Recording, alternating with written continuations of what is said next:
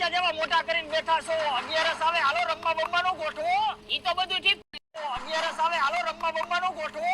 ઈ તો બધું ઠીક પણ ગોઠવશું ક્યાં? તારી ઓલી આગેવારી હે. એલા હા ઈ તો હાવ મગજમાંથી જ નીકળી ગયું. એલા તો પ્રોગ્રામ ઓતન થઈ જાય. એક કામ કરો તમે બે ગીરે ફોન કરીને જમવાની ના પાડી દો અને તું જા બકાલું લેતો હોય અને હાલે આપણે વાડીએ જાવી. નહીં તારા બાપા ખારા નહીં થઈ ને. એલા મારા બેટા કોઈ દી નહીં આજ હું વાડીએ આવ્યા છે. હાલ લે આમ. આ બાપા હા બોલ ને. હાંજે તમે ગીરે વિયા જજો અમે પાણી વાળી લેવું. પણ બેટા પાવર તો દિવસનો છે હો. શનિ મહિના ઘરે વિયા જાવ. હાલો હાલો હાલો.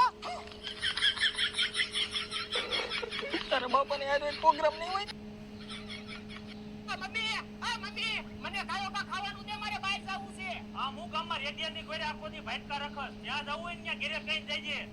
હું એવડો મોટો ક્યારે થઈશ કે મારે બહાર જાવું હોય ત્યારે તમને પૂછવું ન પડે. એવડો મોટો તો તારો બાપે હજી નથી થયો કે મને પૂછ્યા વગર ડેલી પર પગ મૂકે. મમ્મી મને મનિયા બપોર વેચે હું કાંકરોટો સડાવ્યો છે અને આ પેન્ટ વાસો ડિસ્કાઉન્ટ બધું શું છે?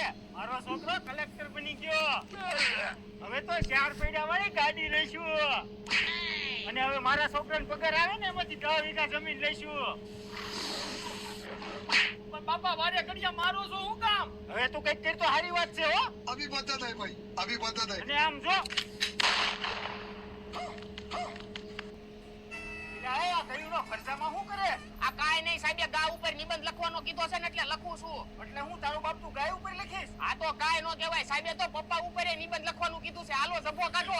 તારું બાપ નિશાળે ન જાતો ને.